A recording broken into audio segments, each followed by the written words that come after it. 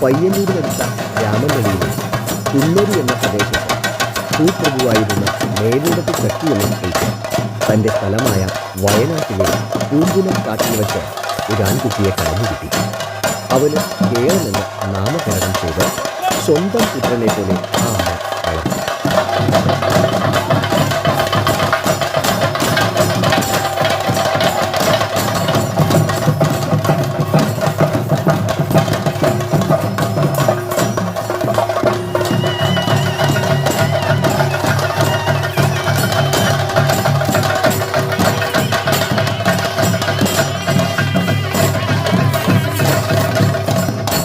വളർന്നു പ്രായപൂർത്തിയായ കേളന്റെ ബുദ്ധിയും വീര്യവും ആരോഗ്യവും ആ അമ്മയിൽ സന്തോഷമാണ്.